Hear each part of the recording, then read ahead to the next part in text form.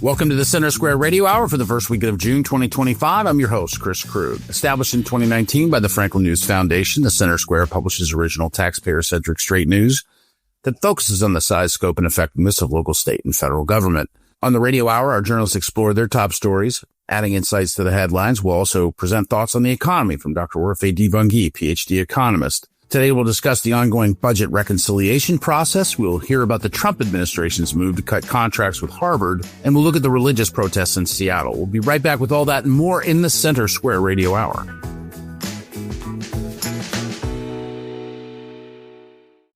Some people would call him a loser. He ran for state office. He was beaten. He started a business. He failed. He ran for Congress. He lost. He was nominated for vice president. He lost again. But he knew only those who never tried are the real losers. And Abraham Lincoln was no loser. Persistence. Pass it on. From the Foundation for a Better Life at values.com.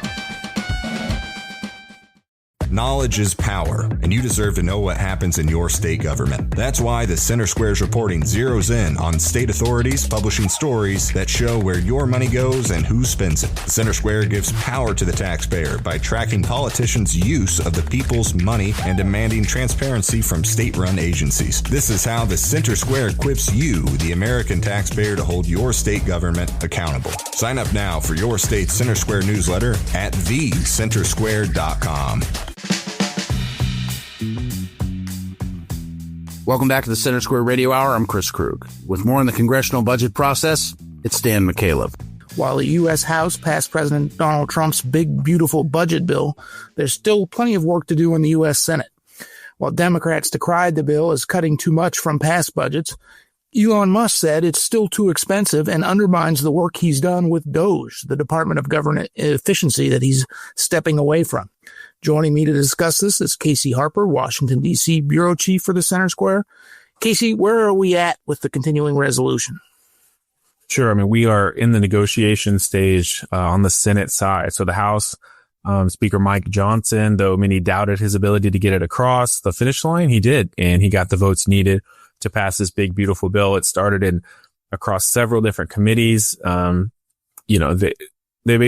They passed a first version that said, hey, the committees need to cut all this spending to make this bill work. So then the committees did their thing. They put forward these proposals that would cut the necessary spending to partially pay for the tax cuts. There's also a lot of policy provisions in there as well. And then they cobbled together all these committee items into a bill, old school style. They had not just continuing resolutions at the last minute, but actually an appropriations bill that comes from the committees and spends the money, and they got it across the finish line. But now the Senate is doing their own rigmarole, and there's some Republicans in particular who are a little skeptical. One, maybe the most vocal, is Rand Paul. Not too surprising. He's more of a budget hawk.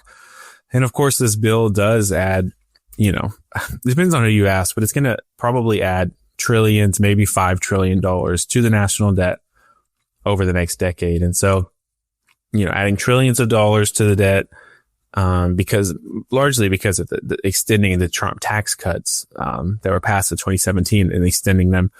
But there's some other things in there, like, no tax on tips, no tax on overtimes. That's probably going to make it through in the final version of this bill. And so it is expensive, and there's some Republicans having heartburn about that. Senator Ron Johnson of Wisconsin, he had some strong words. He said this is mortgaging our children's future. And so basically, Johnson and Senate Republicans are kind of wanting to get something through, but reckoning with the high cost of this bill.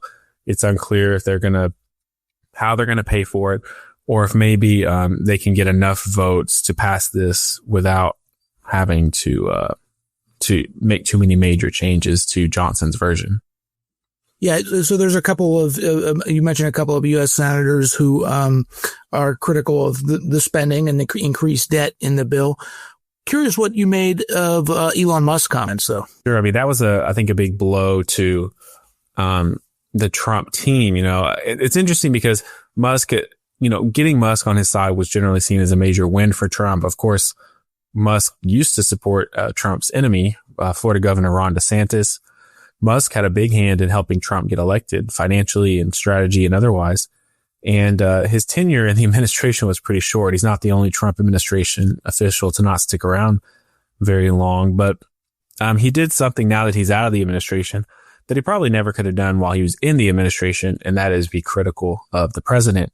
And of course, Doge, is working very hard to expose government waste. At first, Musk said that he could cut $2 trillion in government waste, which, if that was done on an annual basis, would eliminate the deficit. And then he cut that down to maybe $1 trillion. And here in the end, he's only going to cut about $150 billion. It's unclear. I think some of that was because of a lack of political will, I should say, from Trump and other Republicans. I mean, it's why wasn't there a Doge bill, right? Everything we heard about Doge was they don't have the authority to do it. Trump doesn't have the authority. Every time Musk and Doge would do something, they would get sued. It would get blocked by the courts because they don't have the authority. We know who does have the authority. It's Congress. Congress has all the authority, but there never was a Doge bill. And because of the layoffs and the speed with which he moved and, different things, Musk's popularity really dropped with a lot of people, and Doge's popularity suffered as well. And so he kind of lost the political momentum before he was able to make his changes permanent. And now here we are with this Trump spending bill, which is going to rack up way more deficit spending in a year probably than Doge ever saved. Casey, another thing that Trump said will help close the debt anyway was his and budget deficits were his tariffs on foreign goods being shipped into here.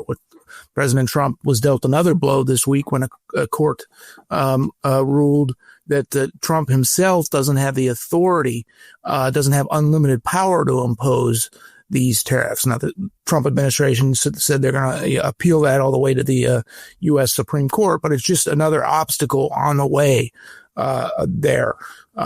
He said that the tariffs that were going to be charged on these foreign goods coming in would help balance the budget. So there's a lot of moving parts here. Mm-hmm. Yeah, I mean, Trump was hoping to raise a lot of revenue with the tariffs. There was always kind of a dispute about how much money he could raise, but it was generally agreed that he could raise money with these tariffs and, raise a significant amount, maybe not enough to pay for this bill, but a noteworthy amount. And the devil's in the details because the tariffs and the trade deals change weekly, right? So it's hard to calculate a number, but billions, hundreds of billions of dollars probably.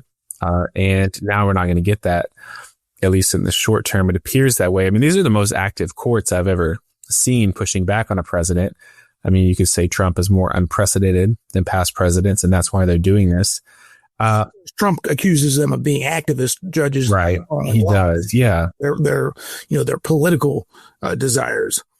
Yeah. And he might be right about that, at least for some of them. The more judges oppose you, the harder it is to say they're activists because at a certain point, it's like the whole judicial branch is against you. But, some of these judges, their rhetoric and who appointed them, you could see why Trump might say that Democrat appointed, maybe some of them, have a history of liberal rulings and all that. So, the country, I think, is aware of that there are a lot of liberal activist judges out there, but they still have the power to stop him. Now, the Supreme Court could turn it over.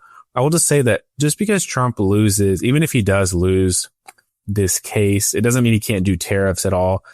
It just means that he can't do them in the way that he's been doing them using the legal justification that he's been using. Right. So it doesn't forever say the president can't do tariffs. I mean, the Supreme Court could issue some more broad precedent to undo some of Trump's tariff policy, but it's been generally understood that the president has some discretion when it comes to tariffs. So I think Trump's going to end up being able to do something here, but he's going to, as you said, he's going to be slowed down and gummed up again in the legal process. And that's going to just make it harder to cement his agenda early on in this presidency. Well, back to the budget. The U.S. Senate returns to D.C. Next week, where senators will begin working on the House-passed big, beautiful bill. So listeners can keep up with that story and more at thecentersquare.com. Casey, thank you for joining us. Thank you to Dan and Casey. You're listening to the Center Square Radio Hour. I'm your host, Chris Krug. With more on the federal government cutting contracts with Harvard, it's Eliana Kernodle. Today, we're talking about the Trump administration's move to cancel federal contracts with Harvard University. Joining me to tell us more about this is the Center Square's regional editor, Sarah Roderick Fitch. Sarah, what are these contracts and why are they being canceled? Well, there are various contracts. So I think some of them, I mean, there's a lot of back and forth. There's been a lot of actually not just sort of contracts, but then the Trump administration has said, hey, we're going to revoke certain funding and grants and whatnot. And just by looking at it, I mean, some of it's like, a lot of it's like research based, some of it's medical stuff, but a lot of it's research based. A lot of people have questions like, well, why is the federal government giving Harvard, federal funding when they have billions of dollars in an endowment, which is really actually a very excellent question. In itself. And yeah, so a lot of it is basically research. A lot of them are mostly research based on what my reporting and whatnot. But yeah, there's been back and forth. The Trump administration has accused the university of not really complying with, of course, like basically saying, hey, they're not really doing enough to stamp out sort of the anti-Semitism, that they're really sort of fostering that. And then they're also tying it in. They're saying, hey, the university has close ties with the Chinese Communist Party. And so that's where it's kind of stemming from. But it's really just sort of, and then the university saying, hey, we're not going to bend to you what you want us to do. You're violating our First Amendment rights. And it's constant. It's been a constant back and forth really between the Trump administration and Harvard for what seems like since Trump took office, really. So you mentioned there's research that's being funded by this. Has there been concerns about like how that might impact any kind of important projects? Do we know? I don't really know specifics, but yes, I mean, that has been raised. I mean, there's different people saying, I mean, the federal government, it funds billions and billions of dollars of research all across the country. There's no telling. I mean, I think the Trump administration is kind of like, well, I mean, you have billions of dollars in an endowment. Why can't you be, using this? And one of the other problems where they're kind of hitting them on both ends is recently with the visa, they're the Secretary of Homeland Security, Christine Noem, saying, hey, we're going to revoke their visa privileges for their foreign students, saying, hey, none of them can't enroll. They need to either transfer or disenroll from the university. And that would actually impact them significantly from an economic standpoint, because it's almost 30% of their student populations. It's over 27%. And at the rate that has been going over the years, I would say probably in the next year or two, they would probably hit that 30% mark for foreign students, just based on the past 20 years where it has grown considerably, because foreign students pay full price, they pay more. So they can receive a lot more money from foreign students. So that's definitely an issue too. And Trump did say something about possibly like shifting this kind of funding towards trade schools. Is that a definite policy or just something that's been said? I think that's sort of right now is just sort of up in the air. I mean, he's just kind of throwing that out there. Of course, I think that there would be a lot of, there certainly Trump's base would definitely be, fall in line with that. They would probably support that. Kind of goes along with he's trying to sort of go after sort of the elites and the elite schools and these Ivy League schools and everything like that, and sort of focus and shift on these trade schools. I mean, that's sort of been one of his administration's plans is, hey, we can, we should be supporting these trade schools. That's he says, he basically says that trade schools are a better investment. Instead of, paying all this money for some degrees. And really that's sort of his administration. That's one of their plans, is to reel in cost for some of these universities. It's not just Harvard, but most universities across, the United States, tuition has just skyrocketed, and it's almost, it's just basically unaffordable. People are saddled with years and years of student debt that some of them can never really recover from, receiving degrees that really don't, parlay into much into, the working world. It's really hard to find those jobs, and to basically, is the return on investment is not there. And so this is, part of their plan is saying, hey, holding schools more accountable for the degrees that they offer, and saying, hey, the jobs prospects, the job market. So basically that they really feel like that these universities should be gearing the students more towards what is in demand, where they can work and where they can get jobs and everything like that, and so they're looking at the trade schools. Yes, it's just, they see it as a better return on investment, that, hey, there are all these jobs that need to be filled. And obviously it's less than going to one of these Ivy League schools or one of these 4-year institutions. You can do trade schools in, 1 to 2 years. So, yeah. Well, it'll be very interesting to see as more of this actually plays out and gets finalized where things go. Thank you for your insights on this story. And you can continue to follow this story at thecentersquare.com. A big thanks to Eliana and Sarah. You're listening to the Center Square Radio Hour. I'm your host, Chris Krug. With more on religious protests and the chaos that ensued in Seattle, it's Spencer Pauly. I'm here with Carlene Johnson from the Center Square, and we're here to talk about a pretty interesting couple of days, I suppose, to put it lightly, right, Carlene? Yeah, absolutely. You initially covered the first rally and counter protest at Cal Anderson Park last weekend, so that was an adventure. And then I got to spend Tuesday afternoon and evening in Seattle covering the follow up to that. And I appreciate you doing so. But I think just to get started, I'll kind of give some background here. What happened over the weekend here, Carlene, and, help me fill the gaps if you can. But on Saturday, a rally was held at Cal Anderson Park. Now, this rally was held, focused on the hashtag Don't Mess With Our Kids movement, which I would say focuses on protecting children from transgender ideologies. Now, I think, Carlene, the issue here, first off, there's 23 arrests at this Saturday protest, because there was a counter protest that came in, interrupted the rally, I suppose we should say. And this is because Cal Anderson Park is within the Capitol Hill neighborhood. Now, this is a prominent LGBTQ area. And as many people may know, this is where the Capitol Hill Occupy protest was held, later known as Chaz, in 2020 as part of the George Floyd protest. All of the above. Stop, all of those little acronyms we got for it. Yep. But what happened was 23 arrests here.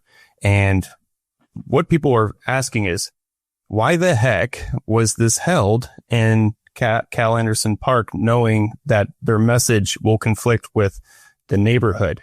And this is what was said by Seattle Mayor Bruce Harrell. And we'll go in depth here about his statements, but he called the rally far right and said that it was held in Cap Hill to provoke this reaction and cause a greater media attention. Right. And I know that this was the same sentiment shared by Seattle Police Officer Guild, who questioned why it was held there. And I know that Seattle Public Safety Committee Chair Bob Kettle questioned the same thing. Now, Carlene, this led to a rally on Tuesday outside City Hall, and this was started by Pursuit Northwest. Is that correct? Yeah, there's a group, church leader, a pastor by the name of Russell Johnson, who kind of leads this Pursuit Church. They've got a few campuses and then a big online presence. Only church group at the rally on Tuesday. There were several other faith groups there, and then just other, Christians who wanted to be there and show their support. But as you mentioned, that controversy with, the location of the Saturday event, became a real flashpoint because, the mayor puts out this big statement after what happened on Saturday, saying these crazy right-wing radical Christians went to Cal Anderson Park and they knew that would cause problems. Well, as it turns out, the mayor's office is the one who encouraged them to hold it at that location rather than originally they wanted Victor Steinbrook Park. I think there was one other one and they were told that was not going to be the best location. Now, Victor Steinbrook Park, that's located in Pike Place. It's a kind of a small park for, I suppose, the rally size. So it makes sense why they say that's probably not the best bet. We'd have to close off streets. It's not easy. But you're talking about the screenshots shared by Mr. Johnson. Right. And these were statements from the mayor's office saying that we suggest Cal Anderson Park. Now, I mean, this leads to so many questions, and that seems like a, big smoking gun, I think is the way he rephrased it. Right. It did. For the faith-based group that was holding it, their contention was, okay, wait a minute. You told us go to Cal Anderson. Yeah. And then you said, why'd you go to Cal Anderson? And the trans rights activists who were there that, ended up many of them getting arrested when they were confrontational and in some cases violent, causing injuries to police. The question was, okay, then did the mayor's office or anybody inside the mayor's office notify anybody of this trans rights movement to say, hey, by the way, these guys are going to be there Saturday. You might want to be there to show your objection to it. So we don't have all the backstory on that, but you're right. That sets the stage for what happened Tuesday. And that's information I've at least requested, submitted to FOIA here to find out, like the emails, who made these decisions. We got to find out because this is urgent, right? We need to know how the heck this happened. And I think it's important for people to know is the Seattle Parks and Recreation Department that makes these permitting decisions. So we need to look there to see where this decision was made, who did it and whatnot. But of course, that's to be determined in the future, hopefully sooner rather than later. But Carlene, I was out of town, unfortunately, as during this span. So you were able to cover Tuesday's rally. What did you see at scene there outside City Hall? Well, it was, I got there about an hour before the rally was set to start, parked a couple of blocks away with my, fiance who was there. He didn't want me to go alone. He was concerned because he knew there was going to be some potential volatility, and there was. So walked up, had a difficult time initially even just getting into where the rally goers were trying to enter. They had their own security there. Plus police were there, and they were trying to ensure that nobody was going to be allowed in if you were going to be one of these disruptors, right? Mm-hmm. So they had, making sure you were who you say you were. And then there's another area that was just above, and Seattle City Hall, well, they've got that sort of mezzanine area, on the 4th Avenue side, just off Cherry Street. And so that's where they staged all the police, and the reporters were in that area. So I felt safe in that area, but I did venture out, obviously, into the street where some of the trans rights folks were. And I had to tell you, I can't repeat any of the language. Things I was called myself. They didn't know who I was from Adam, but I must have looked like a reporter or something because I had a camera. And I've covered a lot of protests in my 32 years of being a journalist. This was the most vile, ugly display that I've ever seen. People literally in your face to the point and they're screaming vile insults at you, and to the point that you can feel the spit in your face. And several times we were prevented.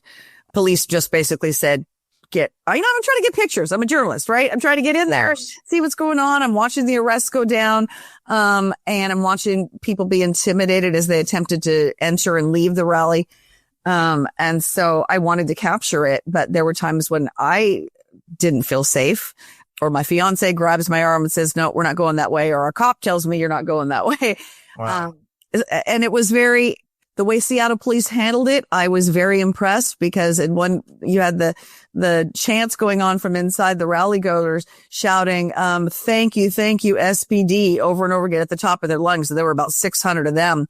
And then just outside on either side of the perimeter where the protesters were being kept was, F you, SPD, over and over again. And so you've got this sharp contrast where people come down in this issue. I think that's a great example of, even 5 years later, we're still seeing this divide between a lot of residents from Seattle and the Seattle Police Department. And that's something that still seems prominent with this protest here, the rhetoric you're hearing. Oh, Carlene, thanks so much for talking about this. And to our listeners or viewers at home, thanks for watching, and we'll keep an eye on this as well. Thanks to Spencer and Carlene. After the break, we'll look at more top stories from across the nation. Why is the Department of Justice investigating the state of California? What education reforms did the Texas legislature pass this session? And what are the trends that we're seeing in mortgage applications? All that and more when we return on the Center Square Radio Hour. Back.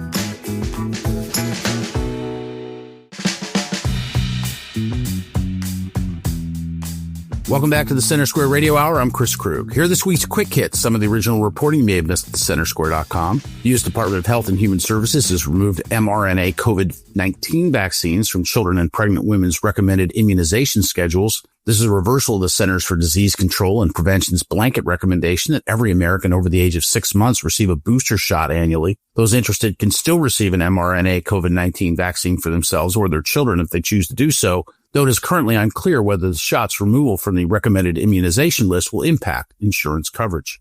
The Center for Medicare and Medicaid Services is cracking down on states' use of taxpayer dollars allotted to Medicaid to pay for unauthorized treatments for non-citizens. The federal government allocates billions of dollars each year to states to help pay for Medicaid, health care for lower-income Americans. States are generally allowed to use Medicaid to cover emergency and life-saving treatments for illegal immigrants, but CMS said it is cracking down on the practice of states using federal dollars to cover treatments not authorized under Medicaid for non-citizens. Another Democratic mayor is coming under fire for issuing a directive to city employees that appears to interfere with federal immigration operations. U.S. Representative Andy Ogles from Tennessee said Nashville Mayor Freddie O'Connell will be investigated by Congress for his response to an immigration raid in the city. Nashville Mayor Freddie O'Connell issued Executive Order 30 in May, requiring local law enforcement to track interactions with federal immigration officials. He also did not support a targeted U.S. Immigration and Customs enforcement operation. Fresh from a state Supreme Court race getting settled half a year after the election, the North Carolina State Board of Elections has been sued by the United States. The plaintiff said the state was in violation of the intent of the Help America Vote Act. The DOJ says North Carolina used a state voter registration form that did not require a voter to provide identifying information such as a driver's license or last four digits of Social Security number. Voters were then added to the state's voter registration roll without the required information, and many of these voters remain on the registration rolls without it. Despite steadily increasing housing and child care costs, a new report from the Federal Reserve Board paints a mostly positive picture of Americans' financial stability. The annual Economic Well-Being of U.S. Households report, released Wednesday, surveyed over 12,000 adults nationally on topics related to economic well-being, including family income, overall expenses, and student loans. The survey found that 73% of adults report either doing okay or living comfortably. Parents of children under 18 experience greater negative changes than any other demographic since 2021. You can find more on these stories and others like them from across the country at thecentersquare.com. We'll be right back with more on the Center Square Radio Hour. Teacher Lauren Johnson returned all the graded essays but one. He believed that one student was capable of more. I don't believe taking the middle of the road is your philosophy. This time, write something you really believe. The student wrote a new one about excellence. Instead of just grading an essay, Mr. Johnson changed a life. I am that student. I became a writer, and I wrote this to thank him. Thank a teacher and pass it on from passiton.com. Welcome back to the Center Square Radio Hour. I'm Chris Krug. With more on the DOJ's Title IX investigation in California, it's Keegan Kernodle. I'm joined by the Center Square's California reporter, Kenneth Schrupp. And today we're talking about the DOJ beginning a Title IX investigation into California over girls' sports. Kenneth, can you get into this for us? Hey, Keegan. So the U.S. Department of Justice's Civil Rights Division has announced that it's investigating California for potentially violating Title IX by allowing males to participate in female student sports. Harneet Dillon, who is a very prominent California attorney who has recently made Assistant Attorney General for Civil Rights, she said, Title IX exists to protect women and girls in education. It is perverse to allow males to compete against girls, invade their private spaces, and take their trophies. In the background of all this, Donald Trump signed an executive order in February banning males from participating in female student sports, and he's threatened to block California's federal funding for continuing to defy this order. So California faces deficits estimated to be in the tens of billions of dollars a year for pretty much the indefinite future. So if there are pauses or losses in federal funding resulting from this, it would be very hard for the state to make up the difference. Now, what is Gavin Newsom saying about all this? That's a very interesting question, because what Gavin has said he personally feels and what he's willing to do as governor appear to have been two different things. So earlier this year, Governor Newsom launched a new podcast. And on this podcast, he had conservative pundit Charlie Kirk. Charlie Kirk asked him about whether he thinks it's fair or not for biological males to participate in girls' sports. And Newsom said he thinks it's, quote, deeply unfair. So shortly thereafter, Newsom was asked at a press conference, okay, you said this to Charlie Kirk, who created Turning Point USA, a very large conservative advocacy organization. And Newsom responded, he really demurred. He said that this is sort of a marginal non-issue that's not really worth the airtime and his time as governor. Newsom said, "You're talking about a very small number of people, a very small number of athletes, and my responsibility is to address the pressing issues of our time." What is at issue here, though, is what's happening with the California Interscholastic Federation. There is a particular athlete, and at a particular event for track and field who has been dominating the sport. The DOJ's letter says, as a result of CIS policy, California's top-ranked girls triple jumper and second-ranked girls long jumper is a boy. This is one person. As recently as May 17th, this male athlete was allowed to take winning titles that rightfully belong to female athletes in both events. This male athlete will now be allowed to compete against those female athletes again for a state title in long, triple, and high jump. Other high school female athletes have alleged that they were likewise robbed of podium positions and spots in their teams after they were forced to compete against males. CIF has tried to walk a very narrow tightrope between Trump's executive order and state law. Under a law signed in Governor Jerry Brown, California Assembly Bill 1266, transgender identifying students are required to be allowed to participate in sports consistent with their gender identities. So CIF is trying to have a bit of a measure that can appease both parties, that follows AB 1266 without incurring the wrath of the federal government. They are letting girls who did not make the finals because of who otherwise would have because of positions taken by males to participate in the finals. This is a sort of pilot at finals entry program. People are saying that this isn't enough, and we're just going to see what happens as a result of this investigation. DOJ says if it does find that the state is in violation of Title IX, which was signed into law in 1972 by President Richard Nixon to ensure that schools cannot discriminate against female athletes and provide that female athletes be provided with equal opportunities in athletics, extracurriculars, and education. There is an argument to be made that by allowing biological male athletes to participate in girls' sports, that there is an impact on girls' ability to equally engage in athletics, given the significant outperformance of biological male to female compared to female athletes. So it sounds like CIF is trying to make a little compromise here. They're trying to comply, but also keep pushing the same thing that they're going for, by doing this, allowing transgender to, compete, but also not take anything away from that. Has there been any backlash, or what's the sentiment on that? Have you heard? There are a lot of leaders in California who are not happy with CIF's decision, but if they were to follow the federal order, they'd be in violation of state law.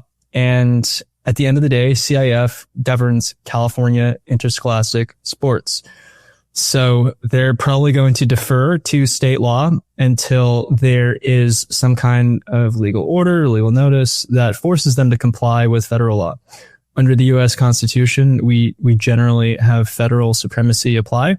So I would expect that if there is any kind of court movement, that it could favor the federal government. But again, under federalism, we also believe in states' rights. Should states have the ability to have policies that significantly diverge from the federal government? That's another question that we're always addressing in courts. So this will be an interesting case one way or the other. Yeah, definitely interesting to see where this goes, especially with this lawsuit or investigation, I guess. Thanks for keeping us all informed on this. Readers can keep up with this and more at thecentersquare.com. Thank you, Keegan and Kenneth. You're listening to the Center Square Radio Hour. I'm your host, Chris Krug. With more on Texas's education reforms, let's now go back to Eliana Kernodle. as the legislative session in Texas wraps up. There's been a lot going on regarding education funding and education reforms. Joining me to dig into this is Dan McCaleb, the Chief Content Officer for Franklin News Foundation, publisher of the Center Square. Dan, can you tell us a little bit about some of the main things that they're doing with education in Texas? Yeah, well, let me start with the latest, and that's this Texas legislature just this week passed the Texas Bill of Rights, the Texas Parent Bill of Rights, which essentially recognizes that parents are the primary educators of their children, not the schools, and it bars certain things such as including diversity, equity, and inclusion instruction in the classrooms. It bans schools helping students change their gender identity if they say they want to identify them. It requires schools to inform parents of any health-related issues that they're dealing with their students. It's wide-ranging types of things like that to recognize that, hey, parents are these children's they're sending them to our schools, but they have rights when it comes to their education, when it comes to any health care that's provided to them during the school day. And was that passed like along party lines, I'm assuming? Generally speaking, there was some crossover with it, but it was definitely filed by Republicans, supported majority by Republicans, and of course the Republicans have super majorities in both the House and the Senate. This Parents' Bill of Rights passed both the House and the Senate with large majorities, most of which were Republicans. I could talk about a couple more things that are in the Parents' Bill of Rights before we talk, as you mentioned up top. All kinds of things going on in education related in the Texas legislature this year. But the bill, it also requires school boards to adopt parental engagement policies and to hold school board meetings outside of normal workday hours. So if parents do have concerns, there's an open path to communication between them and their schools, their teachers, their principals, and also allows them to attend school board meetings that might generally be during the workday when they're at work and they can't attend. It also creates an appeals process for grievances from parents and sets up clear pathways of communication when there is a grievance, when a parent does have a grievance over a matter with their child in the school district. And to get into some of the other things that they are looking at, they also passed something regarding the Bible in schools. Can you tell us more about that? Yeah. Following Louisiana last year, which required schools to post the 10 Commandments and allow the teaching of the Bible.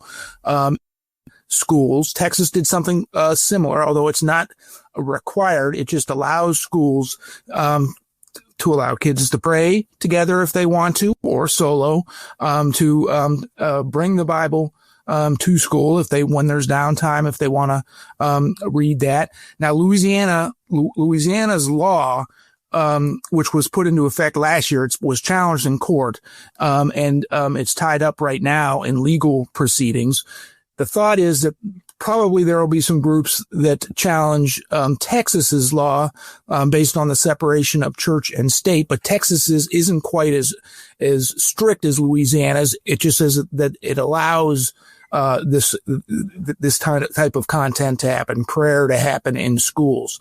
So we're expecting a legal challenge. We'll see if it follows the same path as Louisiana, which is really bogged down there. One of the most sweeping reforms that passed in Texas earlier in May is something that was at the top of the governor Greg Abbott's priority list this year, and that was allowing for Texas's first ever school choice program. we've seen the debate about school choice across the country. Generally, it's Republican-led states that have led the initiative to get more school choice initiatives in their states, and it's Democrat-run states who have opposed this.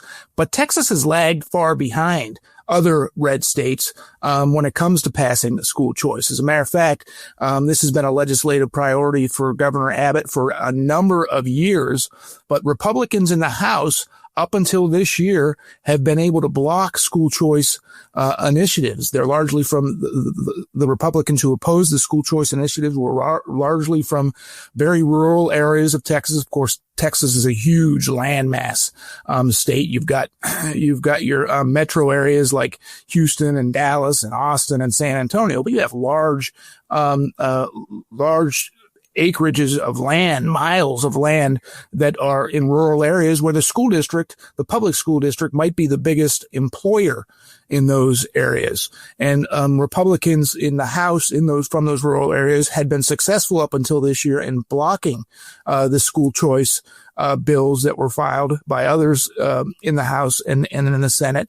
But Governor Abbott made it a point last year during election season, when all of these House Republicans were up in primaries, he went out and found candidates to run against these Republicans who had been blocking these school choice initiatives, and got them to win their primaries against these other Republicans, and then win their races in the general election. And these Republicans helped push Governor Abbott's really his prime legislative priority, getting education savings accounts passed in the state.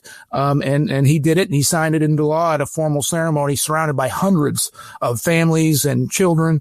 Essentially what the school choice package does is it creates these education savings accounts, of which it was funded by $1 billion by the legislature, and it allows first priority or lower income families can take $10,000 in money that in taxpayer dollars, and to do with it as they choose, including going to private schools. So there's 100,000 of these $10,000 grants that, beginning next school year, lower income families in the state will be able to use to send their child to the school of their choice. Well, Dan, thank you for your insights on this story. You can follow this story and more at thecentersquare.com. Thank you to Eliana and Dan. You're listening to the Center Square Radio Hour. I'm your host, Chris Krug. Join me to discuss mortgage application trends. It's Dr. Orphe Divounguy. Oh, to just peel like sentiment away from headlines, right? You'd think that this has been kind of a terrible, maybe start to the 2025 selling season. I don't know if that's necessarily the case. I mean, I wouldn't call it terrible. I don't know. It just seems like, but I mean, it just feels like the beat on the street is that, it's not a great time to buy a house, and it's not a great time at all. And I mean, some of the doom prophets on YouTube are going absolutely wild on price reductions and other such things. But let's look at it through this lens. What's going on with mortgage applications? Because that would suggest, not just an interest, but a sincere interest. If you're going to take that step and you're going to apply for a mortgage, at that point you're saying, yeah, I'm pretty serious about buying a house. What's going on in that space? Yeah. I mean, look, you look at mortgage applications, and, in the last week, they decreased, from the previous week, but ultimately, they're a little bit higher than they were a year ago. So you do have, I mean, look, we had a problem in April, and the big problem in April was, fear. You turn on the TV and see the stock market correction, and you start to think, well, look, I got to check my 401k, and and maybe things are not going so good in the economy. Look, the stock market's not the economy, but, it does tend to lead the economy. And so people panicked. Right. And so, you pause when you filled with fear about your, future incomes, you take a pause. You don't go out and buy a car or buy a new house. And so that's what happened in the housing market in April. I look at the data, and what do I see? I see a modest recovery in May, the first couple of weeks of May. you see a bit of an uptick from the April dip.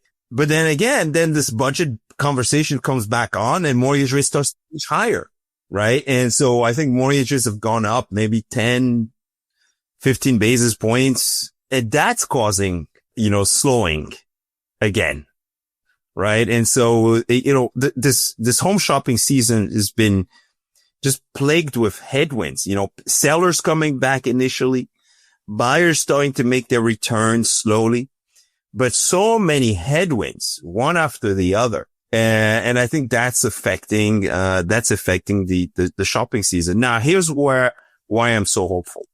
I'm hopeful that with more homes on the market, on the for sale market, you're going to see more sales. You're seeing it. I mean, you're looking at, first of all, that's always been true. That's been true historically, that as inventory rises, right? When there's more stuff on the shelves, people go out and buy the stuff. When there's nothing to buy on the shelves, well, people don't buy anything. And so I think as long as the U.S. economy remains on pretty solid ground, we talked about in our previous episode, we talked about the fact that, a pullback potentially in tariffs, a increase in, government spending coupled with tax cuts are all going to help maybe offset some of the negative demand pressures that we got from the tariffs, from the higher tariffs, initially. And so that's, going to cause economic growth to accelerate, or at the very least, not decelerate any further. And so you put that together, so long as you have a pretty decent economy, if you have more homes on the for sale market, you should have more home sales. And that's my hope, right? Yeah. I don't get a sense right now that there are super heavy duty hardships in getting a mortgage application approved, at this point. I don't sense that. I mean, employment, pretty good. Scores of applicants, pretty good, right? Yeah. Right. Yeah. And so, I mean, and you're seeing it with builders. So, existing homeowners just selling their homes, well, they also are impacted by market volatility, right? The mortgage rate volatility, the news headlines. And so if they see there's a panic on the street, what do? Sellers also pull back. And then your inventory doesn't rise as much. And if inventory doesn't increase, you also don't see more sales. You look at the new construction builders, and even though home sales for builders are also slowing down, they're still increasing, right? Like the pace of increase has slowed down for sure, but new home sales, the sales of newly built homes is still increasing. It's been increasing. Appreciate your thoughts as always, Dr. O. That'll do it for another week of the Center Square Radio Hour. If you missed some of today's show, you can find it wherever you find podcasts. I'm Chris Kruger. On behalf of everyone at Franklin News Foundation, thank you for listening to the Center Square Radio Hour.